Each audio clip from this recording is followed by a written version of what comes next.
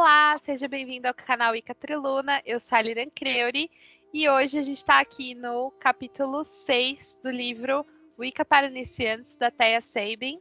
Hoje eu tô com a Seren. Olá, pessoal. E também com a Louise, que vocês já conhecem, que tá de nome mágico agora. Olá. Muito bem, então vamos começar o capítulo 6. Aqui no meu arquivo se chama Os Quatro Elementos e os Quadrantes, os Quatro Quadrantes. Como que tá em português? Os Quatro Elementos e as Quatro Direções. Beleza. Então é isso. Os quadrantes são as quatro direções, né? Norte, sul, leste, oeste. Então vai falar sobre a relação entre os elementos e os quadrantes, né? Deve ser um assunto que você já deve ter ouvido falar na Wicca, né? Se você é realmente uma pessoa iniciante, você já deve ter ouvido falar que a gente tem lá os quadrantes, né? Que são as torres de observação de cada elemento, né? Então, tem os quadrantes norte, sul, leste, oeste e as torres de observação de cada elemento, como a gente falou no capítulo anterior. E aí, o que vocês acharam desse capítulo? Gostaram? Eu achei ele bem autoexplicativo, assim, que nem se eu tivesse lido ele, por exemplo, na primeira vez que eu fui fazer um círculo mágico, eu teria me colocado muito menos pressão, porque o primeiro círculo, sim, a gente precisa estudar, é muito de mentalização, mas esse livro e esse capítulo explicou de uma maneira bem leve, como todos os outros anteriores, né? Tipo, não surpreendeu, mas gostei bastante. Legal, ele é bem voltado para iniciante mesmo, né? Ele explica bem. Eu concordo com a Luísa. E eu achei bem legal que ela coloca, tipo, um roteirinho, assim, de como fazer, do que você mentaliza, do que você precisa estar enxergando, do que você precisa falar. Ela dá dicas de como escrever o que você vai falar. Então é bem, bem legalzinho mesmo. Eu acho que a gente tem aqui em mãos um excelente livro para iniciantes, né? Eu acho que, assim, sem precedentes, um livro explicar tão bem explicado e realmente dar autonomia para o praticante, né? Não ficar nessa coisa de, mas os mistérios, porque na Wicca a gente faz círculo mágico, mas não explicar o que é um círculo mágico, né? Então, é legal que ela realmente explica tudo, né? O que me deixa, assim, um pouco sem entender é por que eu não cheguei nesse livro antes, assim. Por que ele não é tão indicado, tão difundido? Oi? Eu tive o mesmo pensamento também. Né? Quando eu comecei a estudar Wicca, por que em todos os lugares que eu busquei, ninguém me indicou esse livro, cara? Teria sido muito bom. É verdade.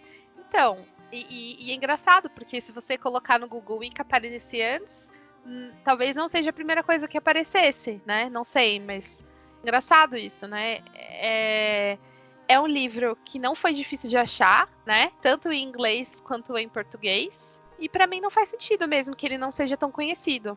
Eu também não conhecia, fui conhecer esse ano por conta da Thor Mooney, que é uma youtuber que nós todos conhecemos, né?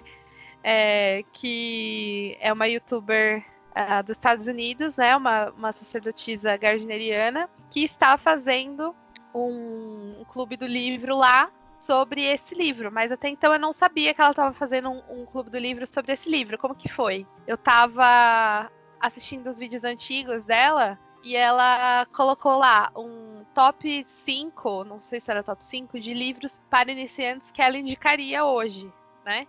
Atualmente. E aí, esse livro foi o primeiro que ela falou da lista. E aí eu achei interessante porque eu nunca tinha ouvido falar. E aí eu comecei a ler. E eu falei, bom, né, vou ler então, já que é o primeiro da lista, ele deve ser muito legal, né? Então aí comecei a ler, e aí surgiu a ideia de um clube do livro entre um clube do livro e outro, né? O clube do livro da quarentena, especificamente. E aí, depois que a gente começou o clube do livro, eu fui descobrir que com o pessoal do Patreon dela, o pessoal que paga o Patreon dela, eles sugeriram, ou ela sugeriu, não sei, esse livro para começar a estudar como clube do livro. E a gente já estava fazendo. Eu falei, eita, que legal, é uma boa sincronicidade, né? Então, bacana, estamos no caminho certo, estamos participando de uma egrégora muito maior do que a gente imagina, inclusive. E também, especulando aqui, nesse meio tempo, o Claudinei Prieto começou a fazer uns vídeos no canal dele que ele não estava mexendo tanto. E eu tenho certeza absoluta, aposto com vocês, que nos primeiros 4 vídeos que ele fez desse ano de 2020, ele se baseou nesse livro da Thea Sabin. Então, eu não sei se as coisas estão ligadas ou se ele faz parte do Patreon da Thorn Mooney, mas eu tenho certeza que ele se baseou nesse livro, porque as palavras dele foram as mesmas palavras que a gente leu nos primeiros 4 capítulos do livro. Então, assim, é uma boa sincronicidade. Sem querer, a gente tá numa mesma vibe. Nossa, muito legal. Uhum. Eu queria muito ter encontrado esse livro antes, assim. Pois é. Porque Nada um monte combinado. de coisa.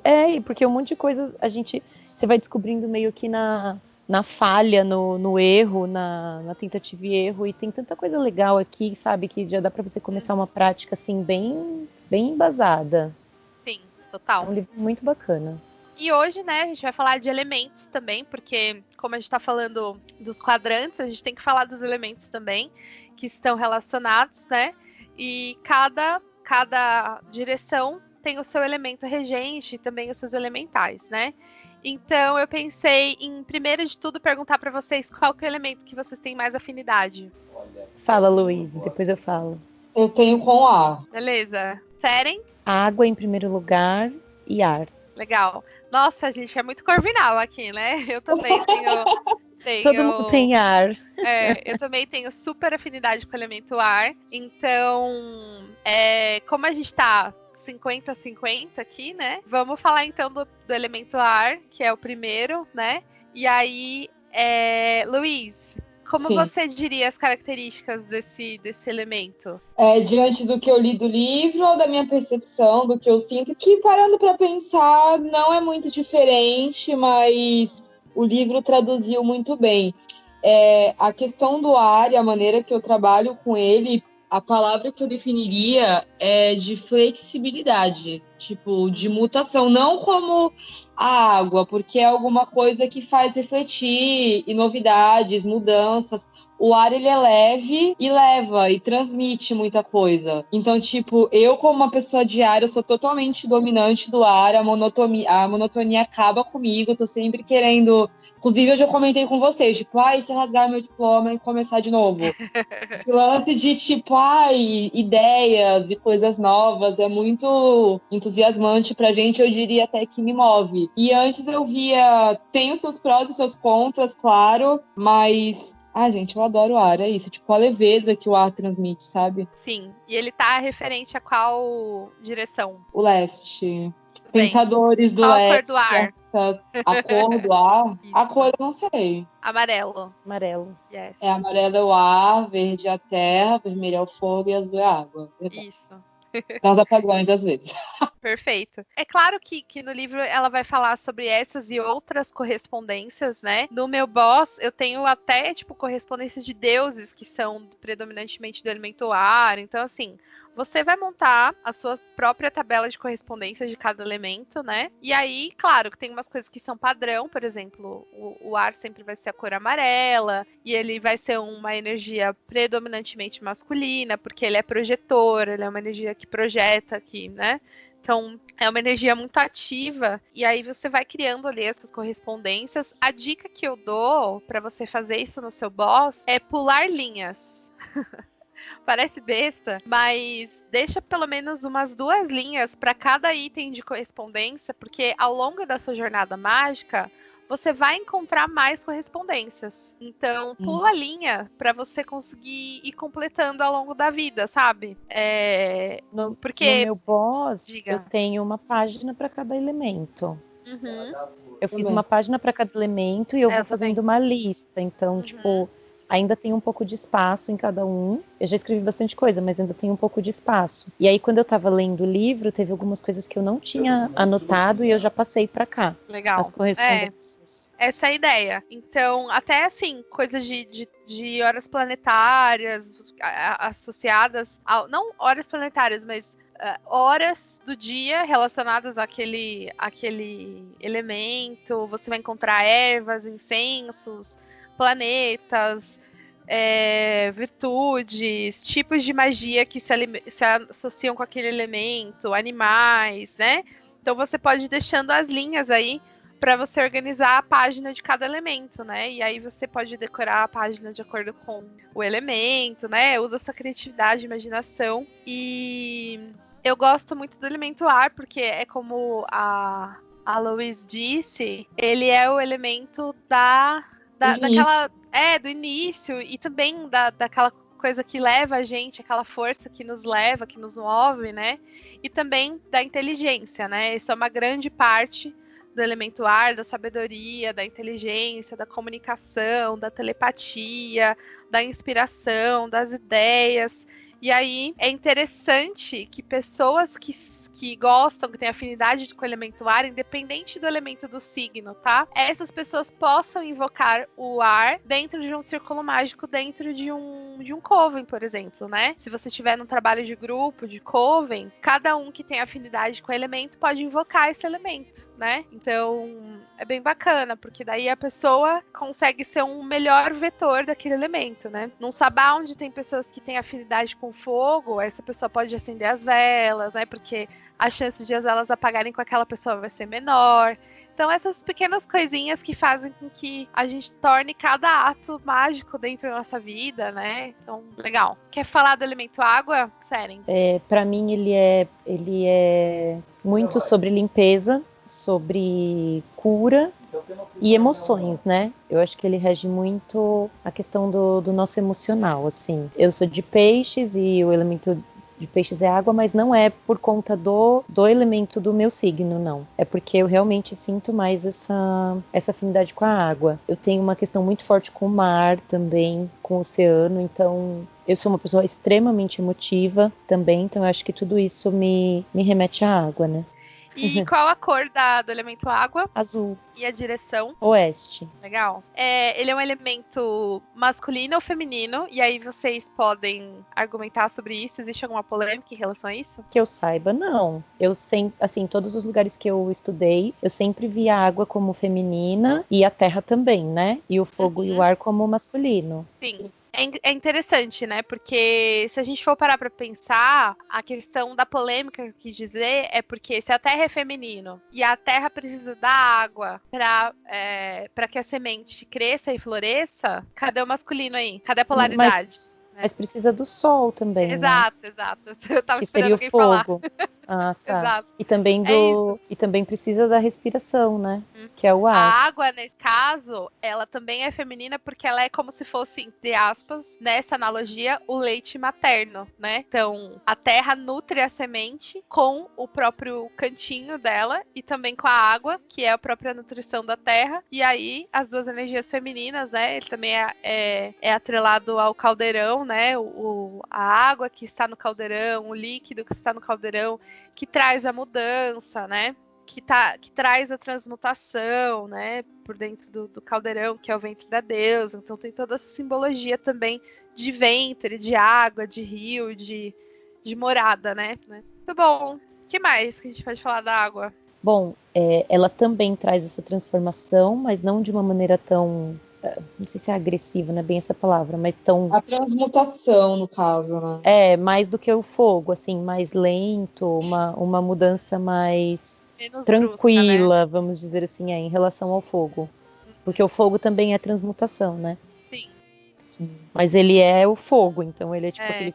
Eu acho que a água é aquela coisa, né? Água mole em pedra dura, tanto bate até que fura, literalmente, exato, né? Exato. Ela é uma coisa mais... Vamos ali, indo pelas beiradas. Todos esses ditados populares têm muito a ver, né? Com a própria personalidade do elemento, né? Ela se adapta em qualquer lugar que ela entra, né? Se você coloca ela num recipiente com curvas, ela vai ficar toda curvada. Se você coloca ela num rio, onde tem uma de pedra, ela vai desviar das pedras, ela vai criar um outro tipo de caminho. Agora, se é uma água parada, num lugar parado, ela vai ficar parada, né? Então, ela traz essa adaptabilidade, né? Ela é adaptável e maleável, né? Como já diria Lulu Santos, né? Nada do que foi será do jeito que já foi um dia. Como uma onda no mar. Que a água nunca é a mesma, né? Sim. Eu gosto muito de pensar assim, porque se a gente for viver nossa vida pensando que eu não vou fazer isso porque já deu errado no passado, a gente nunca faz nada, porque a água, ela nunca mais a água que passa no rio, ela nunca mais é a mesma água, né?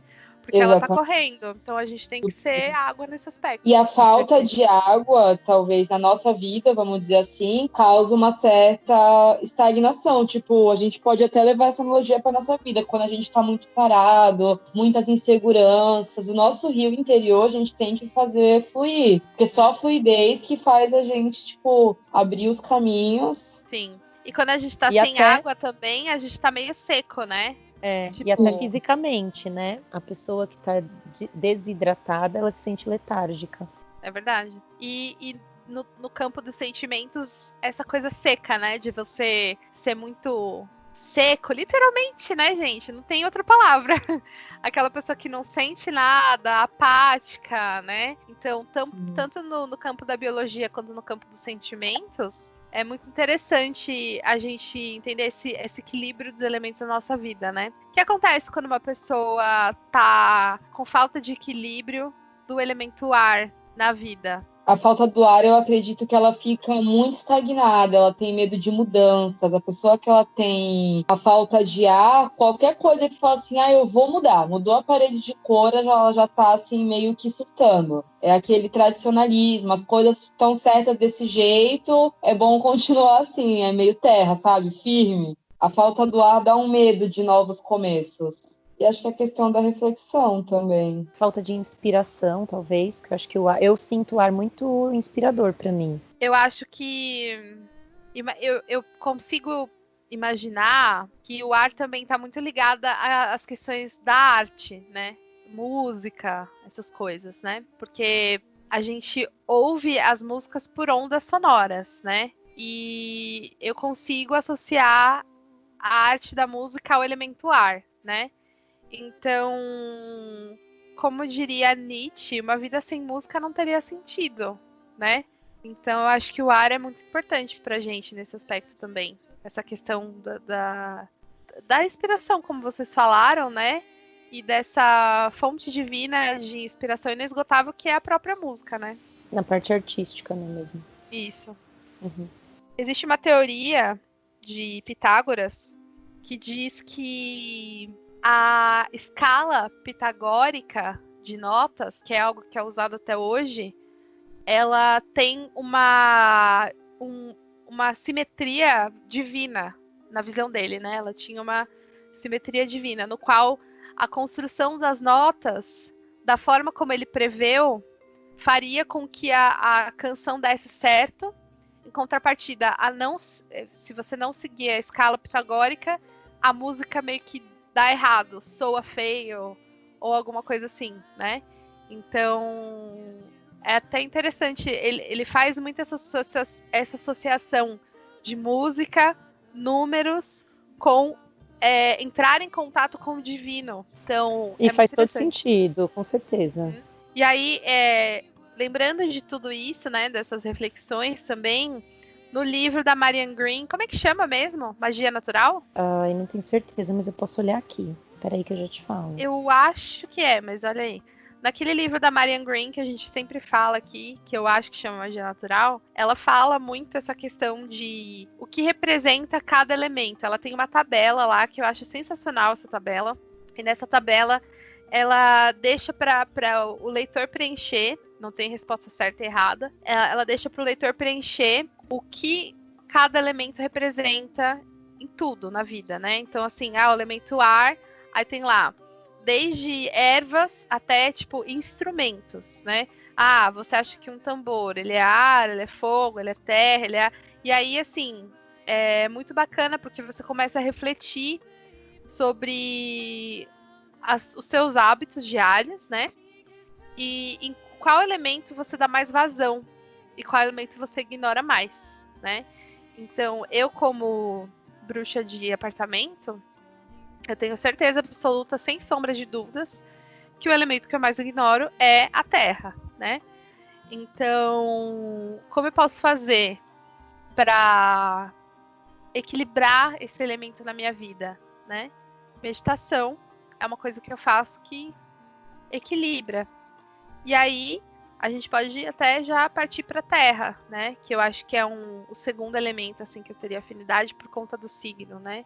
Que eu sou virginiana, com ascendente peixes, mas o virgem ainda fala muito forte. Peixe também, mas virgem fala forte ainda. E aí a questão da terra, né? Que como a gente quase não tem contato nessa selva de pedra, fica meio negligenciada, né? E aí vocês que podem ter cristal em casa, cristal também é uma ótima forma de se conectar com a terra, de equilibrar, né? Para você não ficar tão sentimental o tempo todo, vulnerável pelo elemento água. O livro chama Elementos da Magia Natural. Ah, eu sempre falo magia natural só.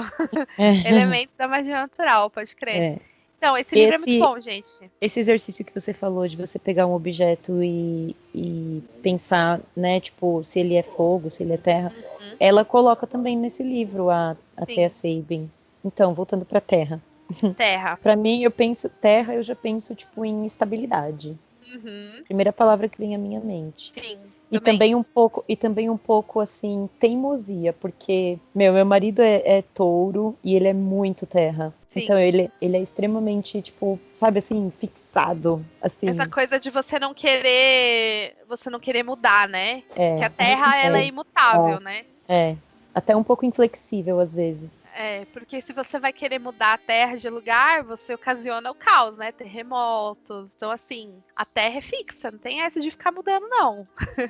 Por isso que a gente tem que estar em equilíbrio, né? Com seus elementos. Não só isso, né? Estabilidade. A questão do enraizamento também, da ancestralidade, né? A terra traz muito isso. A pessoa que ela é bem da terra, ela é bem, chega a ser inflexível, imutável, porém elas costumam ser bem fincadas às suas raízes.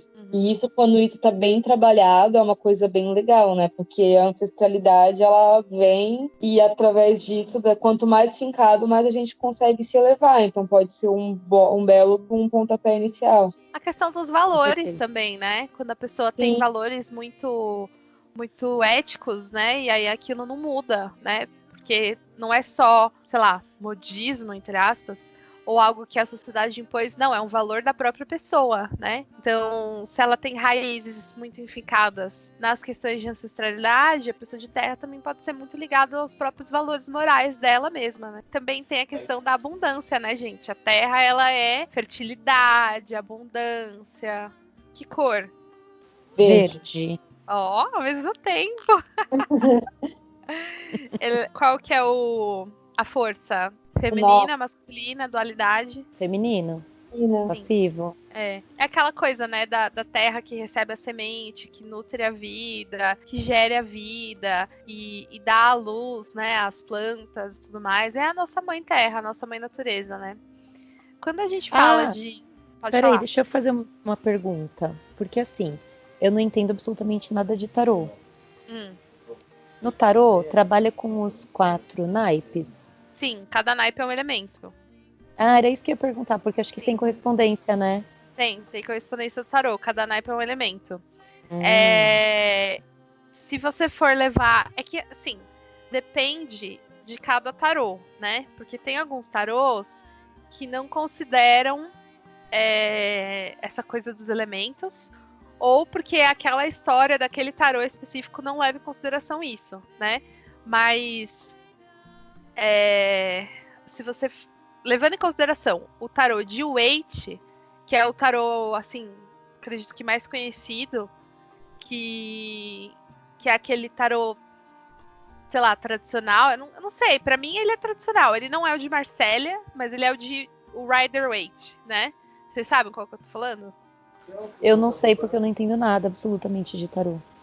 Eu vou colocar um link embaixo sobre ele, qual que é, mais ou menos. Mas, assim, ele é a simbologia mais usada do tarô, né? Ele é parecido com o de Marsella. Acontece que ele tem os arcanos menores desenhados também. Então, ele é o mais simples e mais fácil para iniciantes. Então, levando em consideração os naipes do tarô, a gente tem ouro. Que elemento que vocês acham que é o ouro? Eu não vou falar porque eu tenho essas correspondências anotadas aqui. Tá. Então, ouro é terra, né? Por que ouro é terra? Até pela questão do ouro, que é mineral, mas também porque no inglês, o naipe de ouros, ele é pentacles, na verdade, né? E pentacles é o pantáculo em português. Mas e o pentáculo... e o símbolo dele é um balão? Como assim? O símbolo dele não, balão? É o balãozinho, né? É o balão, do naipe. sim. Ele é um quadrilátero. É. Não sei por que ele é um... Eu não sei por que ele é um quadrilátero. Não faço a menor ideia. Isso é uma coisa... É uma coisa interessante, porque teria que ver como que foi inventado o tarô de números, né? O baralho de números, né? Tá, entendi. Porque Pode ser que tenha sido uma... eu acho que na tradução ali... Porque o tarô, ele é mais antigo que o baralho de números, né? Aí, como que surgiu o baralho de números e como que ele virou um quadrilátero, eu não sei, né? Tá, entendi. Mas no inglês, o naipe de ouros, em inglês não chama ouros, chama pentacles, né? Que é pantáculo. E o pantáculo, no altar da bruxa... É uma coisa que a gente usa no altar para simbolizar a terra. Exato, é isso que eu ia falar. Tá. Então ele é a terra. Desculpa. Não, é isso mesmo. A gente se complementa. E aí, depois copas, né? Que é a água, né? Porque é sentimento, né? Emoção, né? Então, e é o coração, o símbolo. Exato, que é o coração. E aí, nada mais natural do que ser a água. E aí, depois a espada, que é o ar, né? O elemento ar. Porque a espada corta o ar, né? E a espada faz barulho quando você luta com a espada, quando você mexe a espada, né? Faz aquele barulho no ar. E o paus. Que no inglês é o wands. E o wands em inglês é varinha. E a varinha é de pau. Então, por isso que o wands é paus, né? Então, se a varinha representa o elemento fogo no tarô, ela pode ser também representada no seu altar como fogo, né? Mas por influências da Disney, se eu tivesse uma varinha, eu consideraria elemento ar e colocaria o Atami no lugar do fogo. Por que da Disney? Porque essa questão da varinha, né? Pra mim, que essa questão da influência da Disney, que você mexe a varinha e a varinha solta um arzinho glitter, sabe?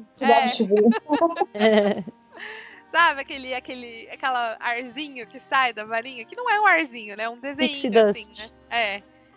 Entendeu?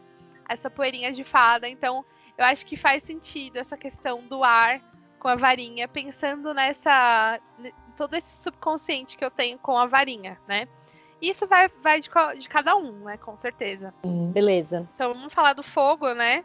É o último. Eu não tenho tanta afinidade com o fogo, mas eu confesso que eu sou fascinada. Mas o fogo é uma coisa fascinante, né? Porque ele não é, sei lá, ele não é palpável e nem que você queira, você consegue tocar. É demais. É um troço muito doido. As pessoas fazem analogia. Ele é imprevisível também, né? Boa. Indomável. Muitas pessoas fazem analogia do fogo com a magia, né? Que o fogo representa a própria magia, porque se você fizer uma analogia que a gente só tá vivo hoje, a gente só conseguiu sobreviver e evoluir porque a gente descobriu o fogo, né? E aí a gente passou pro cozimento. Hoje a gente é uma civilização muito mais evoluída por conta desse processo de descoberta do fogo. E aí a mesma analogia funciona para magia. A gente começou a descobrir a magia e a gente evoluiu também no campo espiritual. Olha que legal. Muito legal. Né? E no mito de Aradia, ela traz a magia para as pessoas para que elas possam evoluir. No mito de Brígit, da deusa Brígit, ela traz o fogo para a humanidade para que a humanidade possa evoluir. Então é muito legal essa analogia de magia e fogo como sendo o mesmo arquétipo para que haja uma evolução, né? O arquétipo agente catalisador da evolução. Então, acho que isso torna o fogo realmente cativante, porque além dele ser o fogo, ele é um catalisador, né? De qualquer coisa que você queira fazer, tanto destruir quanto criar. Porque o fogo, ele forja, mas ele também destrói, né? Então, a magia também não tem essa de bom ou ruim. Ela também cria, mas ela também destrói.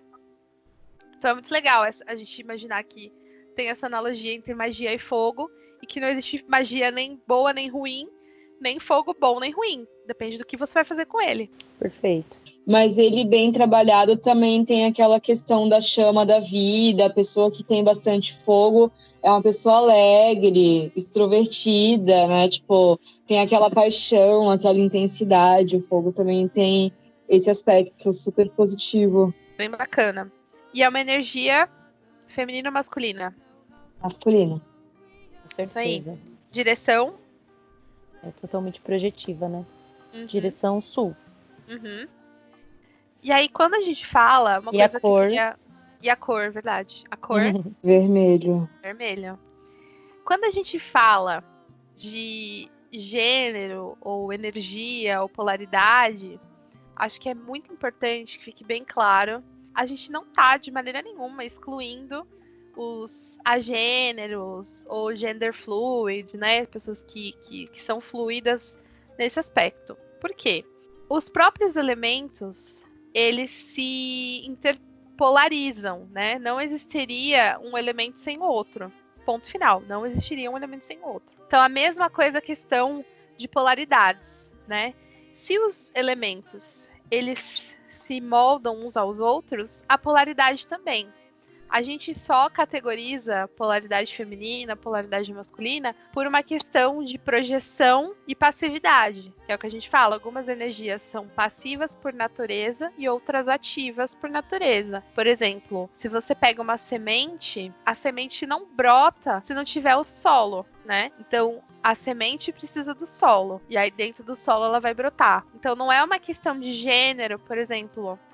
Mas tal coisa é feminina e pronto, e tal coisa é masculina e pronto. Não, é mais uma questão de polaridade, ativo e passivo dentro da geração da vida, né? Porque a gente tá falando de uma religião que celebra a vida, né? Então, o processo de geração da vida pra gente é sagrado. E aí, essa polaridade que gera a vida, pra gente é sagrado. Então, a gente divide essa questão não por uma questão de exclusão, mas uma questão de abraçar todas essas forças, né? Você pode ser agênero, fluido, e ainda assim fazer parte da Wicca, porque é até ainda mais interessante, porque você compreende todas essas forças dentro de você e consegue se comportar baseado em uma, ou baseado na outra, ou baseado em nenhuma. Então é bem interessante isso, né? Não é uma questão de exclusão, é uma questão de realmente abraçar todas essas interpolaridades como se fosse tudo uma coisa só.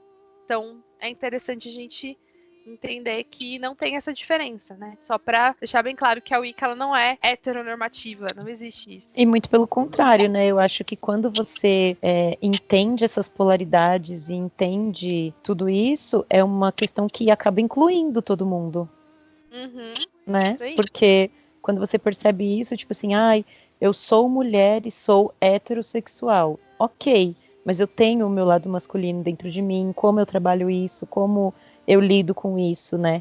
E qualquer pessoa, independente de orientação sexual, independente de biologia, qualquer coisa, lida com isso, né? Cada um à sua maneira. Então eu acho que isso é legal porque é o que acaba incluindo, na verdade, né?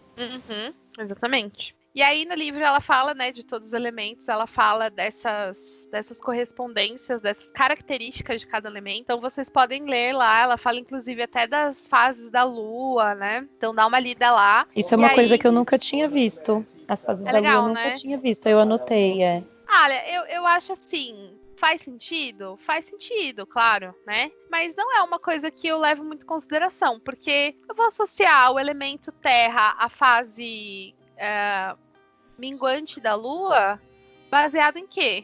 Não, mas eu acho que essas correspondências não são nem necessariamente tipo para você, sei lá, por exemplo, você fazer um feitiço, alguma coisa assim. Eu acho que é pra gente perceber que realmente tudo tem a correspondência, que é isso que ela fala, né? Tudo que tá abaixo do Sol, inclusive o Sol, tem uma correspondência com algum elemento. Eu acho que é mais nesse sentido, pra gente compreender Até essas porque coisas. não existe uma verdade absoluta. Você pode achar que a energia da lua cheia tem tudo a ver com a água. E aí, tipo, se você souber justificar, tá tudo bem. Aí tem gente que Você fala acabou que... de falar da espada, do Atami, da varinha, do É. bastão. Então, É isso mesmo. A questão é você conseguir justificar e algo fazer sentido pra você. Acho que é isso mais importante. Mas assim, também não precisa levar tudo a ferro e fogo, né? Ah, eu preciso fazer um feitiço com a terra. Ah, então eu só posso fazer na lua minguante, porque tá escrito no livro que tem que ser lua minguante. Então, assim, não, gente, calma, né? Segue a sua intuição. E se você não tiver uma intuição ainda muito aguçada pra seguir, pode seguir o livro, mas não precisa ser uma coisa ferro e fogo, né? Fica tranquilo. E aí depois ela fala sobre os elementais de cada elemento, né? Então, assim, sim. basicamente a gente tem pro elemento ar, a gente tem os silfos, as fadas. E aí, quando eu digo as fadas, gente, eu tô querendo dizer o reino das fadas, o reino faérico. Que ele é As muito fadas mais... e os fados. É, exatamente. As fadas, os fados, os dragões, o reino, os gnomos do ar, os duendes do ar. Porque o reino faérico ele é muito mais do que só aquela fadinha, fofinha, bonitinha, de asinha, nananã. Não, as fadas não são assim. Vamos desmistificar aqui agora já que a fada não é fofinha, né? Existem fadas de todos os tipos de ecossistemas e todos os tipos de biomas possíveis, né? E vai ter fada que não é fofinha, de asinha, bonitinha, futacor. Não. As fadas, elas são seres de uma outra dimensão. Nem sempre vão ser seres fofos. Podem ser seres fofos também, porque essa egrégora existe, ela é muito forte, né? Então, vai existir a fadinha fofinha? Vai existir a fadinha fofinha. Vai existir a fadinha que não é fofinha? Vai. E vai existir o fado, e vai existir o dragão, e vai existir outros seres alados que a gente pode não conhecer. E é isso, o reino das fadas ele é muito amplo, né? Então contempla tudo isso. Perfeito. Beleza. Vocês já viram alguma fada? Eu Não. nunca vi de visualizar com os meus olhos, mas uma vez eu estava em São Tomé das Letras, inclusive era numa cachoeira que tinha, acho que Cachoeira das Fadas, Bosque das Fadas, alguma coisa do tipo. E aí eu tava com meu namorado, a gente tava comentando, tipo, aqui as pessoas dizem que vem fadas, e aí a gente, antes de meditar, começamos a refletir como que seria, né, esse lance do ver fadas, porque eu particularmente nunca vi nada, e pela primeira vez na minha vida, porque eu sou daquelas, né, eu acredito, porém só acredito vendo, vem a mim pra eu acreditar. Aí nesse dia eu tava meditando, eu não vi, mas eu consegui sentir uma energia que é numa vibração diferente, pelo menos o que eu senti é como se fosse, a palavra que eu teria como definir é tipo luzes pensamento, vou dizer assim, é muito pequenininho, muito sutil, tem uma energia muito gostosa de cooperação, e isso aqui visualizar eu não vi. Essa palavra que você usou é perfeita, luzes pensamento, perfeito. É tipo vagalumes astrais, eu não sei explicar, mas é muito sutil e gostosinho. Talvez, como tu falou, tem vários tipos de fada, sim, várias energias, assim como a questão dos gnomos. Como eu mexo muito com terra, então eu vou nos lugares, principalmente aqui na minha cidade, que é permitido fazer isso ao ar livre, tem horta comunitária. E na minha outra casa eu tinha um jardim que, tipo, depois dessa minha primeira experiência, eu podia não ver os gnomos, mas eu conseguia sentir quando, eu vou colher uma batata. Inclusive até questões de eu estar no jardim e ser presenteada com coisas que apareciam aleatoriamente. Então acho que sem perceber eu fui construindo uma relação. E é muito gostoso. Mas não vacilei com ele. Você sabe que você não pode aceitar presente de fada, né? Não sabia. Mas não era uma fada, era um gnomo, na verdade. Na verdade, o que Mesma eu coisa. como presente é que, tipo assim, tô colhendo e na minha colheita vinham batatas maravilhosas, sendo que eu não esperava. Sim. Então, pra mim, eu me senti assim, presenteada, porque eu sempre deixei alguma coisinha lá pra eles e era uma forma deles me mostrarem que eles estavam cuidando do meu jardim. Então, a minha relação com eles não é um mutualismo, entendeu? Eu cuidava do jardim pra eles e eles me presenteavam, assim, era assim que eu me sentia. Perfeito. Eu brinco que você não pode receber presente do Reino das Fadas. Não é que você não pode, você pode, mas para eles entendem isso como um contrato. Eles entendem eles entendem que você quer trabalhar com eles, como um acordo, né? Tá, você aceitou, então quer dizer que você quer trabalhar com a gente. E aí, partindo daí, nasce uma relação onde você vai ter que comparecer, né? Magicamente. E aí.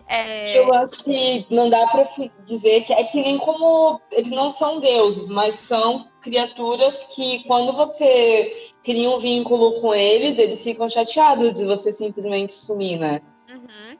Igual pessoas, né? Eles são amigos. Você adiciona um amigo seu no Facebook pra não falar com ele, né? Eu vou falar, ué, pra que você me adicionou então? Eu sou mais um número pra você, né?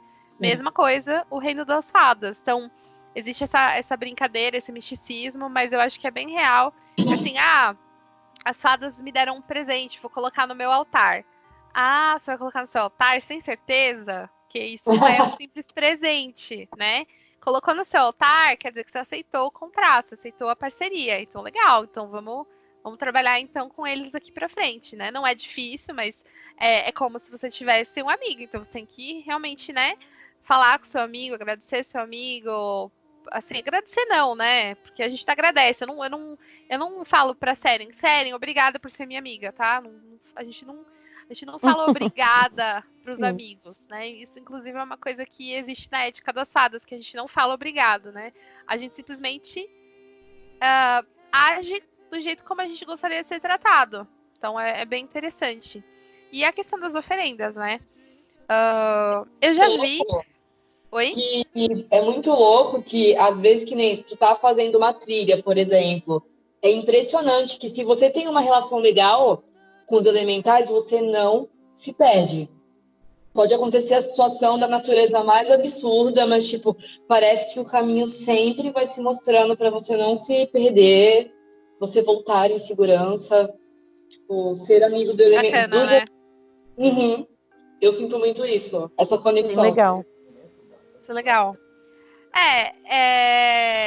Eu gosto de pensar que os elementais são os anticorpos da mãe natureza, né? Eu sempre falo isso. Eu acho legal pensar assim, porque muita gente fala, mas o anticorpo não. Os elementais têm livre-arbítrio. É a mesma coisa que você comparar com um anticorpos. O anticorpos tem livre-arbítrio? Não, ele vai fazer o que for necessário para manter o equilíbrio do seu corpo, né, no caso. Então, na Terra é a mesma coisa. Um elemental não necessariamente ele tem livre-arbítrio, mas ele vai fazer o que for necessário para manter o equilíbrio. Então, quando você vê um tsunami que mata muitas pessoas, é porque o elemental é ruim, ele é malvado? Não.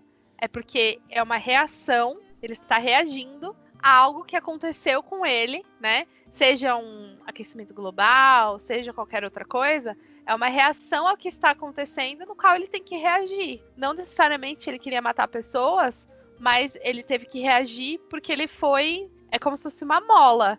Você empurra a mola, mas uma hora, quando você não tiver mais força para segurar, ela vai soltar. Então, é a mesma coisa dos elementais.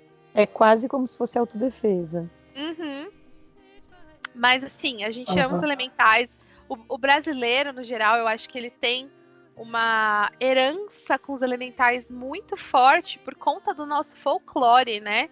A maioria das nossas criaturas místicas de folclore são elementais.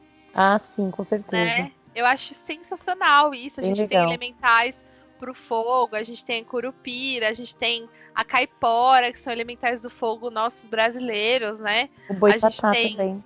Boitatá, é verdade. A gente tem as sereias, né? A Iara, o boto. A cultura do folclore brasileiro é lindíssima, né? É verdade.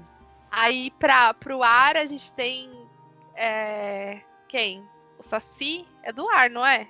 É porque ele fica no coisinho lá, como que é o nome? No furacãozinho lá. Não, ele fica dentro de um furacão, né? Sim. Não é um furacão, é um tornado, sei lá. Sim, é o Saci e... que mais?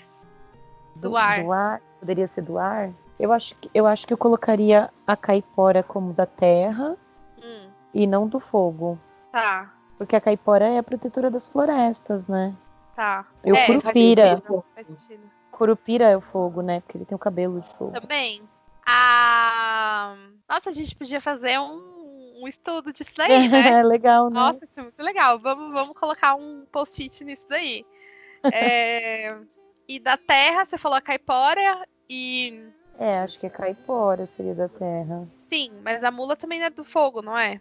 É, porque ela não tem, ela tem fogo no lugar da cabeça. Isso mesmo. O lobisomem seria de qual elemento?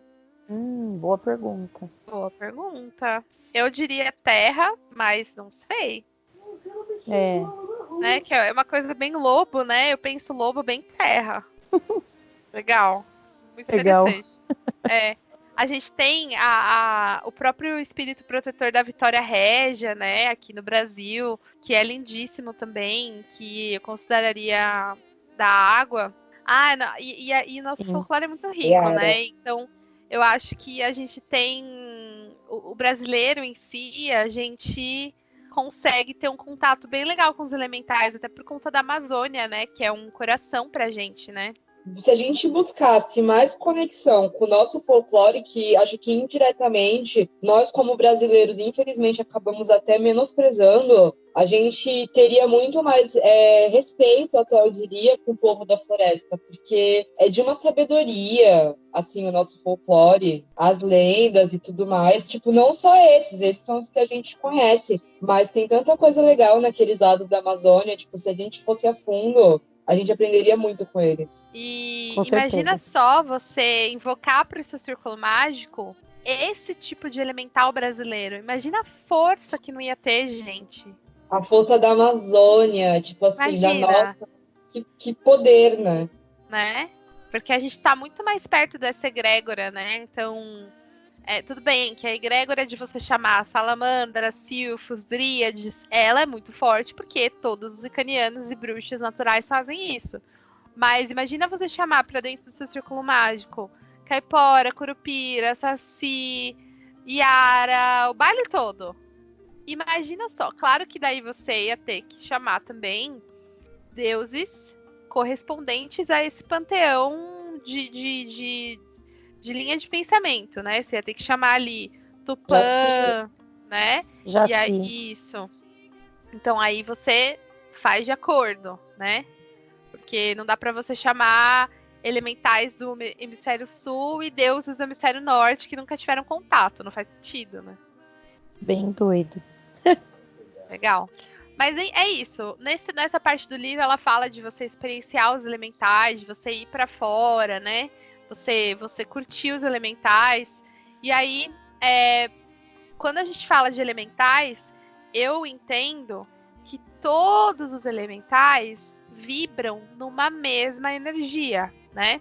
Elementais do ar, fogo, terra, água, todos eles vibram na energia do País das Fadas, que é Summerland, que é a outra dimensão, né?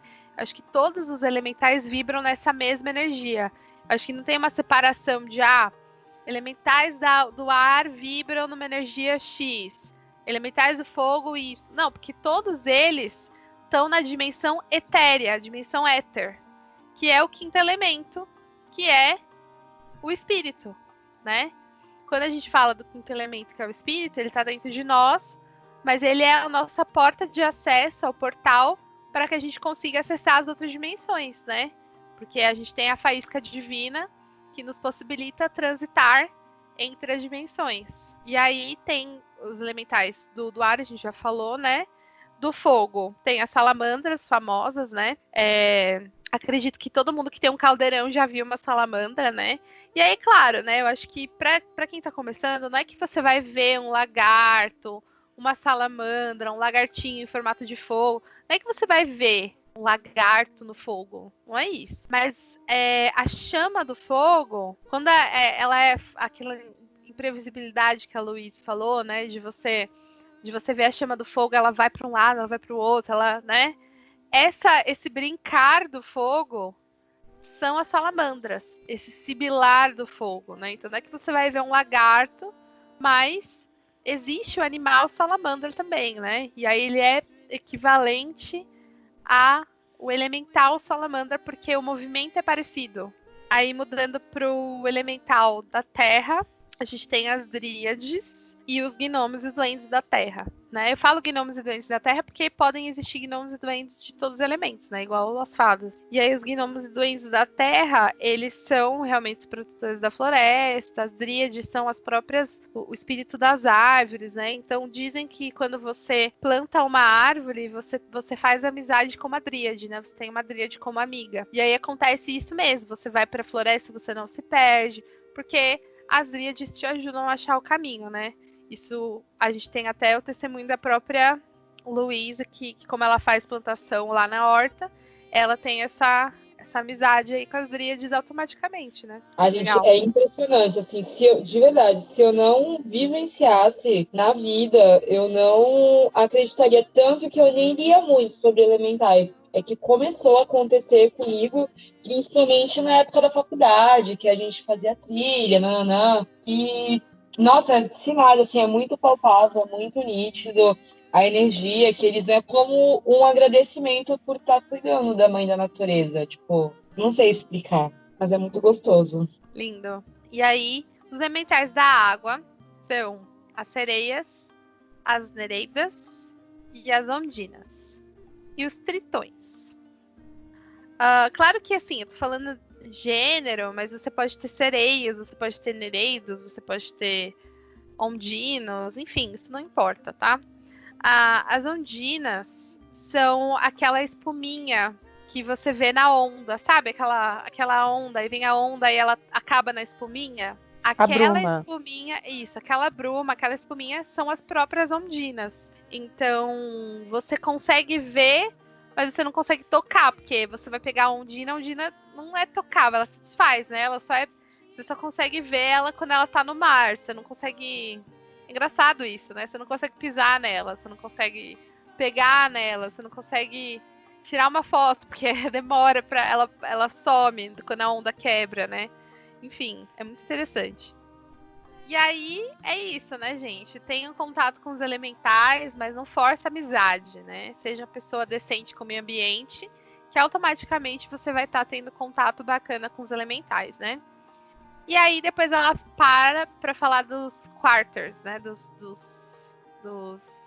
Antes ela quadrantes. coloca alguns exercícios para entrar em harmonia com os elementos. Sim. Aí é legal, assim, para quem pegar o livro para ler, porque tem vários exercícios simples para fazer, de experimentar os elementos, de olhar o objeto e tentar imaginar que elemento aquele objeto faz parte, tentar... Esses exercícios são muito bons, tem que fazer. Nossa, os exercícios desse livro são muito legais, cara, muito legais. No Coven do Triluna, a gente usa esses exercícios de meditação com os 4 elementos, né? Então, todo mundo que começa o processo de dedicação, a primeira coisa é isso, é fazer uma meditação com os 4 elementos para entender aquela energia e conseguir acessar a essência dela no plano astral, né? Então, é bem interessante, porque uma coisa é você tomar banho, outra coisa é você tomar o banho consciente da energia da água, né? Então, com certeza. Isso que a gente tenta criar quando a pessoa está no processo de dedicação, tenta criar consciência de todos os processos elementais, né? Então, assim, eu peço para eles irem meditar, se tiver acesso ao mar, vai fazer a meditação do elemento água na praia, né? Para não ficar gastando água do chuveiro, né? Tem como fazer a meditação do ar num parque, num lugar onde venta, faz a meditação num lugar aberto, né? E aí, para você sentir o elemental de forma consciente, né? Isso é o comecinho do processo de dedicação. Não só no Coven da Triluna, mas assim, um monte de processo dedicatório. A primeira coisa que o neófito faz é se conectar com os elementais, né? Os elementais. Então, é bem legal começar por esse caminho. Eu acho bem bom. Uhum, bem legal. E aí depois ela começa a falar dos quadrantes, né? Que a gente falou bastante no vídeo anterior, mas são os 4 elementos que são representados pelas 4 direções cardeais, né? Então, norte, terra, sul, fogo, leste, ar e oeste, água.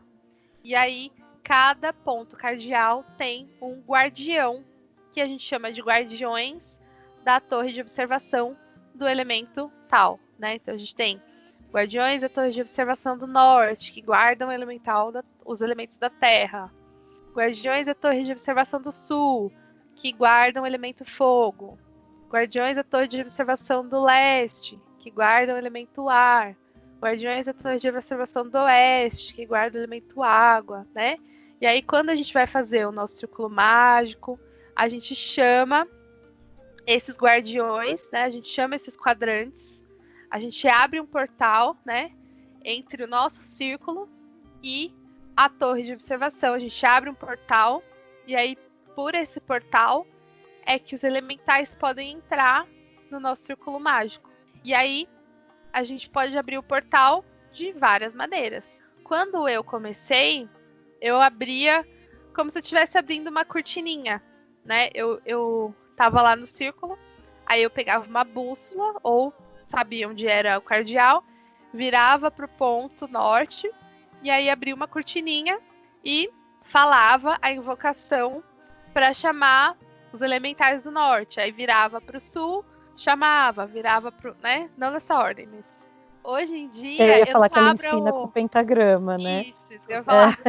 Hoje em dia eu não abro a cortininha, né? Hoje em dia eu, assim, recentemente, tá? Eu optei por fazer a invocação do pentagrama, que é o que a Seren tá falando. Explica aí, Seren. Ela fala um pouquinho no livro sobre o pentagrama, tipo, o que o pentagrama representa, tal. Eu não sei se a gente vai entrar nisso aqui, acho que não, né? Mas basicamente, as 5 pontas do pentagrama são os 4 elementos, mais o espírito, que é o 5º elemento. Isso, cada ponta do pentagrama representa um elemento.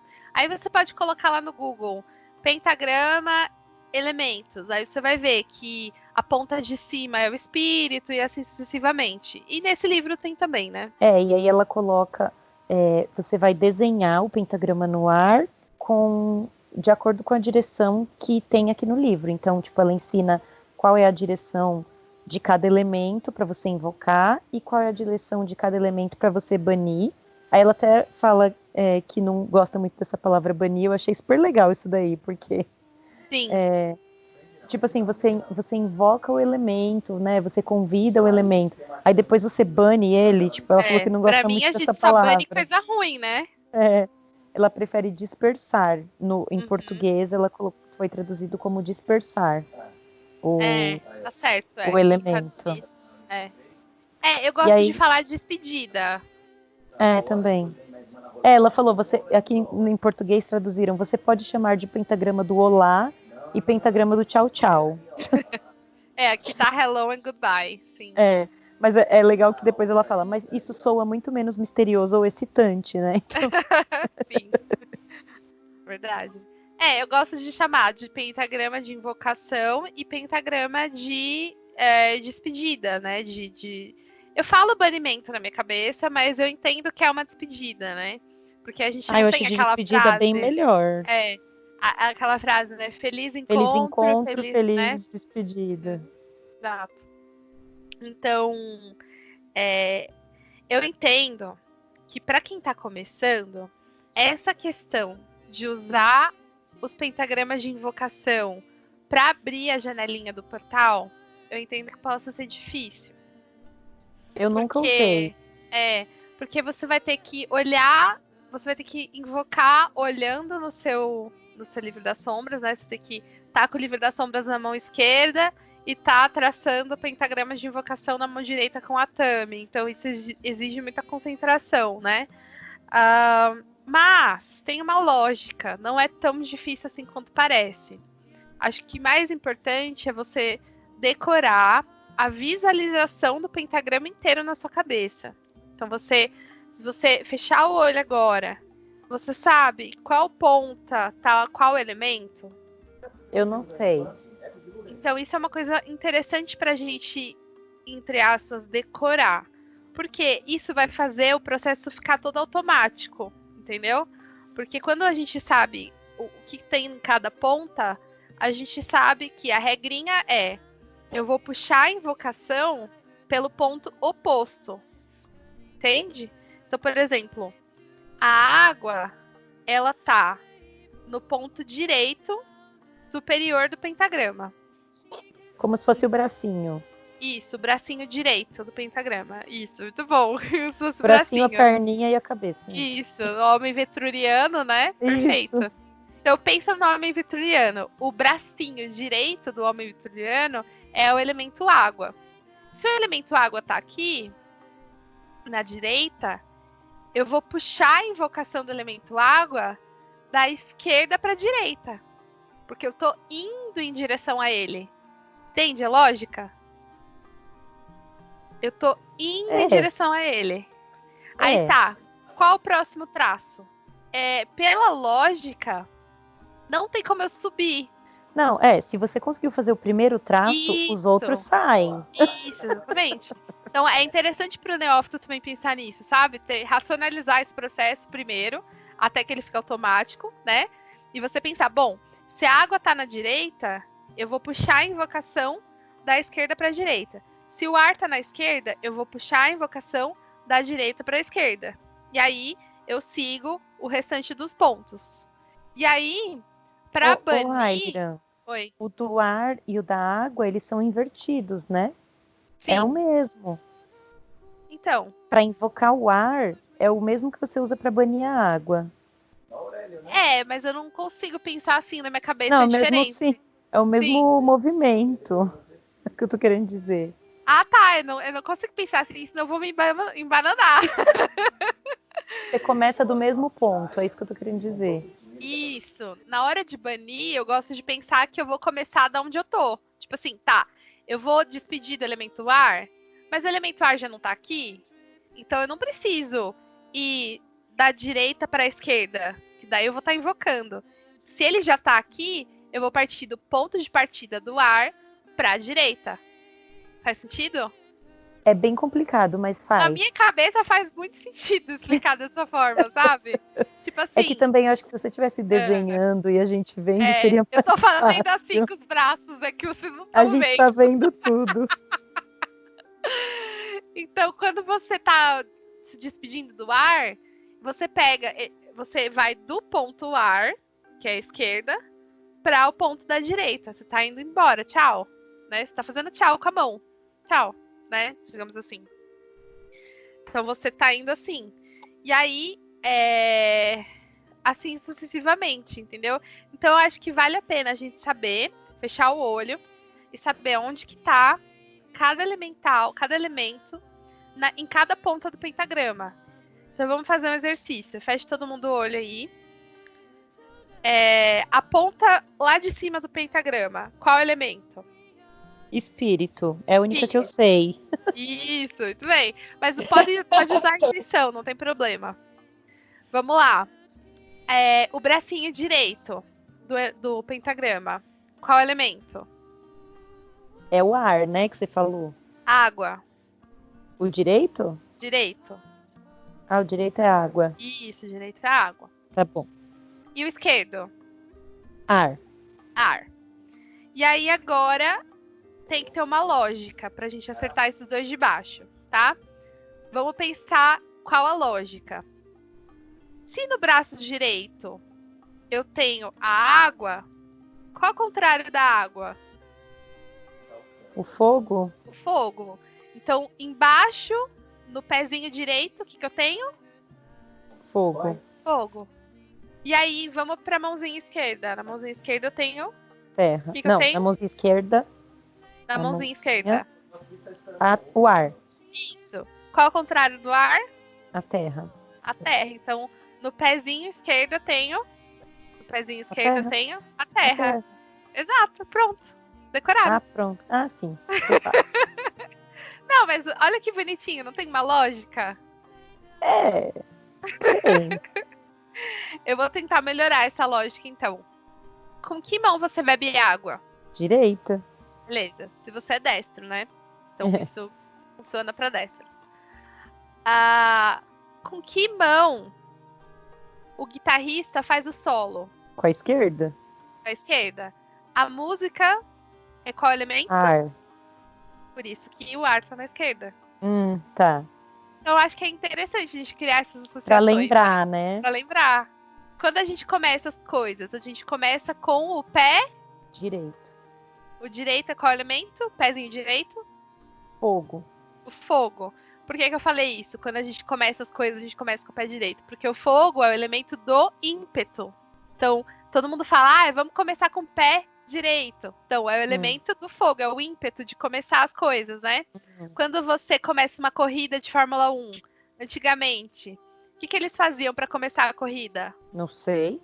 Eles atiravam pro céu. Ah, tá. Eles falavam fire e fazia pum, aí atirava e começava, os carros podiam correr. Também elemento fogo, né? Aí a questão da terra, do pé esquerdo, aí acho que é o que sobra, né? Sobrou. Ai. Ela coloca depois desse negócio aí, ela coloca que tem como dar uma enganada, né? Ela fala assim, tipo, você não tá seguro, não tal, usa o da terra para todos. É verdade. Eu ignorei isso na minha cabeça, porque pra mim parece o caminho mais fácil. Eu falei, não vou fazer isso não. Então. Como se não estiver seguro, quiser testar, sei lá. Eu, como uma boa corvinal, eu quero, né, fazer o mais difícil, né? Mas legal. E aí, depois disso, ela dá uma listinha, né? Um checklist, assim, da ordem que você vai fazer as coisas, né? Muito bom, por sinal. Excelente, né? tá Quer falar, Luiz? Sobre a ordem de fazer o círculo? Então, vamos que vamos. Primeiro é legal você limpar o ambiente. Tipo, eu não sei se ela chega, não lembro se ela chega a comentar isso no livro, mas eu particularmente gosto de limpar o lugar fisicamente primeiro, até porque ajuda na questão da energia, faz circular. No livro ela comentou sobre varrer com a vassoura.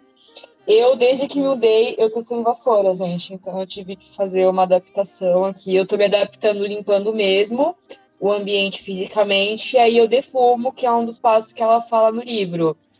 E aí depois você pode fazer o círculo, abrir ele mentalmente, mas você também pode enfeitar ele com folhas. Tipo, você pode fazer um círculo físico que vai te ajudar na visualização. Quem não tem muita experiência, eu quando tinha pouquíssima experiência com o círculo mágico, eu gostava, até porque eu sempre tive essa liberdade no meu quarto, eu fechava a porta depois que eu saí da casa dos meus pais, eu tive essa liberdade de fazer o círculo físico mesmo. A gente passa água com sal, que representa, né, que dá limpeza e ajuda a gente chama os elementos, só que uma parte do livro que ela comentou que eu achei bem legal é a questão da gente passar os elementos no círculo, porque vai criando aquela infinidade antes de fazer a invocação mesmo. Sim. Que é o incenso e a água com sal. A água com sal representa, né, a água e a terra, e o incenso representa o fogo e o ar, né? Eu gosto muito. E parece que realmente, quando eu faço, agora que eu tô sem a vassoura, então, tipo, eu tô fazendo esse espaço, o máximo que eu posso colocar de camadas, eu tô colocando. Realmente, quanto mais camadas a gente coloca até na criação do nosso círculo mágico, ele vai ficando, ele amplifica a força mesmo e a energia fica mais concentrada mesmo. E aí a gente passa tudo isso. Importante, depois que pega tudo que tem que pegar para não precisar sair, é muito importante não sair, mas caso tenha, selar ele, e aí fazer chamando. A gente começa chamando pelo leste, só que tem pessoas que começam pelo norte, é correto isso também, né? Tanto faz. Eu sempre tive o hábito de começar pelo leste, tipo, nesse livro, inclusive, que eu vi que tá de boa começar de outros lugares. E é isso, aí que nem vocês comentaram quase agora, ao invés de estar com o livro, tudo decorado, a gente pode criar o nosso versinho. Ela mesmo deu exemplos de coisas que dá para falar. a gente chama todos os regentes de suas torres para que esteja presente no nosso ritual. E assim está aberto o nosso círculo mágico. Antes de invocar, a gente visualiza o círculo, uma luz, mas não só um círculo, tipo uma bolha protegendo a gente. E aí a gente chama todo mundo, se concentra bastante e faz nosso círculo. Se eu esqueci alguma parte, complementem, por favor. Não, perfeito. Eu só acho importante a gente, assim, é uma coisa que eu tenho costume de fazer, que é traçar 3 vezes, né? Eu traço. Eu já vi gente que traça em nome da donzela mãe anciã. Eu traço 3 vezes porque eu traço para conter energia, para proteger e para transportar a gente para o entre mundos. Mas 3 vezes para mim é de lei, tipo, traçar 3 vezes sempre. É que o 3 é aquele número simbólico, né? Já para dar aquela reforçada e tudo mais. Exatamente. Depois ela faz a listinha do inverso, pra você voltar. E aí você sempre despede todas as energias na ordem que você chamou, né? Então, aí você despede da última até a primeira, né? Então, se a última que você chamou foi o fogo, então você se despede primeiro do fogo, depois... Claro que não vai ser o fogo, sempre vai ser o Deus, né? Porque se chama a deusa primeiro, depois chama o Deus, aí você despede o Deus, despede a deusa, aí despede fogo, aí vai indo, né? Da terra se foi a última, não é isso? Isso. É que eu sempre começo da terra. Aí você pode, né, como ela fala, usar invocações de outros livros, né? Ela cita Scott Cunningham, ela cita Starhawk.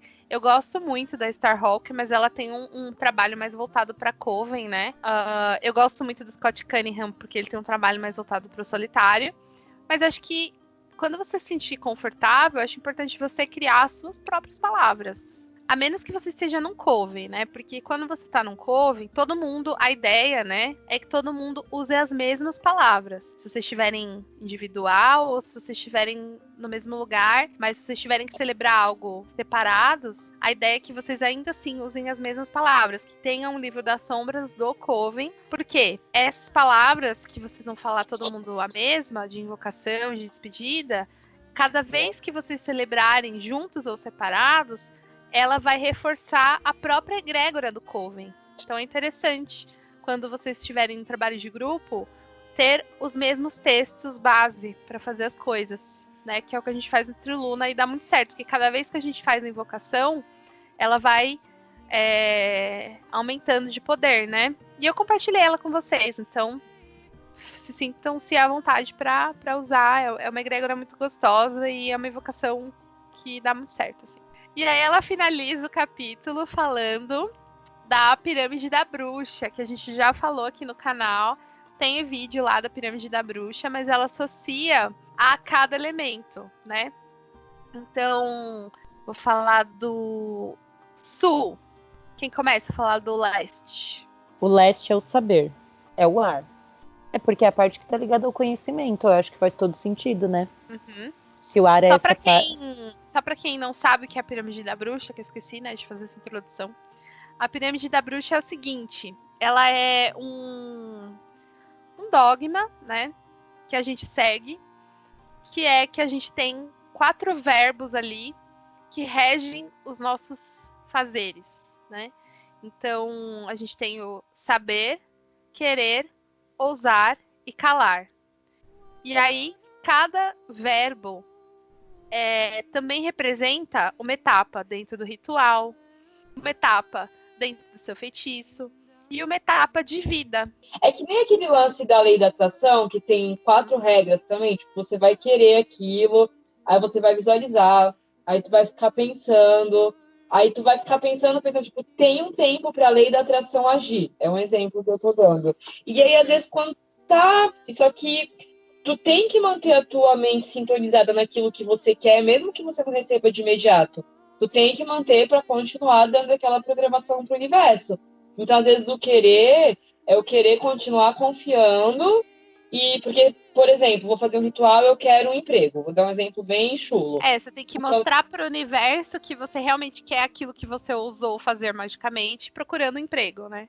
Eu vou procurar emprego e vou ficar mentalizando também. Claro, eu não vou sair metendo a louca, fazendo todas as contas possíveis, mas eu vou começar a agir como se eu já estivesse trabalhando, vou dizer assim. Foi uma coisa que eu fiz, assim, a última vez que eu estava procurando emprego, aí saí para procurar numa quinta-feira.